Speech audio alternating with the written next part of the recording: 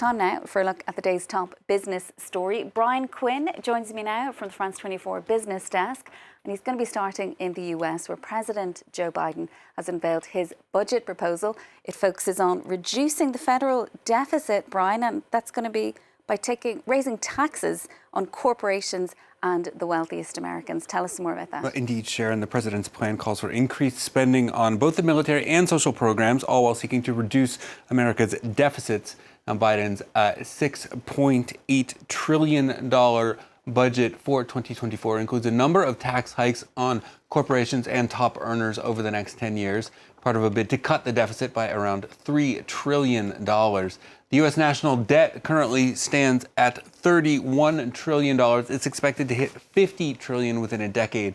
Now, Biden actually cut the annual U.S. budget deficit by $1.7 trillion last year, but it's expected to rise to $1.8 trillion this year. Among the president's proposed spending measures, $400 billion on affordable child care for parents, another $400 billion to expand health care under Obamacare, $325 billion for guaranteed paid work leave, and $300 billion for free community college and preschool. Now, with Republicans controlling the House of Representatives, the budget is pretty much guaranteed to be shot down in Congress. What it is essentially an opening move in Biden's fight with far-right House Republicans over the U.S. debt ceiling, a fight that's threatening America's first debt default in its modern history. Here's Joe Biden. Every single major economic institution, conservative and liberal, says that will cause a massive recession, and put us in the hole for a long, long time.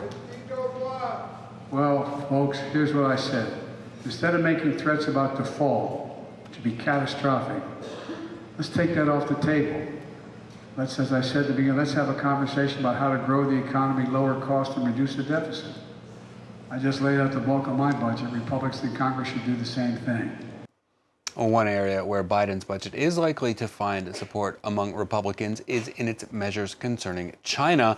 The U.S. has been ramping up restrictions on the Chinese technology sector amid rising tensions between the two nations. Meanwhile, as Xi Jinping begins his third term as president, he's accusing the West of hindering China's economic recovery with policies of containment, encirclement, and suppression. Catherine Viette takes a closer look. As U.S.-China relations continue their downward spiral, President Joe Biden issues a call to arms in his new federal budget. We used to rank #1 in the world in research and development. You know where we rank now? Number 9. China was number 8 a decade ago. Guess what? They're now number 2. This new law on my budget will deliver funding to help us lead the world again. Among the measures proposed by Biden, $9.1 billion for the Pentagon's Pacific Deterrence Initiative, which includes spending on new weapon systems to protect allies and defend U.S. interests in the region. The president is also seeking $400 million to counter the Chinese Communist Party's influence abroad. Finally, the budget also refers to various domestic investments that the White House says are necessary to make the U.S. economy more competitive with China, including in clean energy products and semiconductors. Meanwhile, Chinese President Xi Jinping is warning of encirclement by the U.S. and the West. Xi has signaled plans to boost the tech industry to avoid having to rely on imports at a time when the West has been limiting access to high-end equipment used to make microchips. Under Xi, the government is moving to tighten its control over the banking and financial sector amid a real estate debt crunch, a move that has worried those who believe China needs to unleash its private sector to boost the faltering economy. Finally, for business, we'll check in on the day's trading action. Asian indexes sinking Friday as investors watch that deepening U.S.-China rivalry with growing trepidation.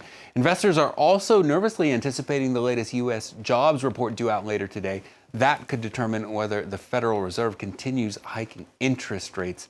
A sell-off in bank shares on Wall Street yesterday spilled over into Asian markets as the Nikkei in Tokyo lost around 1.7%. The Hang Seng in Hong Kong down over 3%.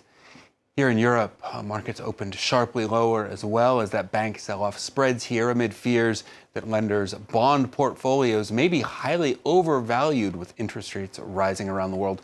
London's FTSE 100 down just over 1.5%. The CAC 40 here in Paris down around 1.9% as shares in both Société Générale and BNP Paribas fall around 5% in early trade. Going to be a rough day on the markets, I think, Sharon. Okay, Brian, thank you so much for that. That's our business editor, Brian Quinn. Well, as we've been here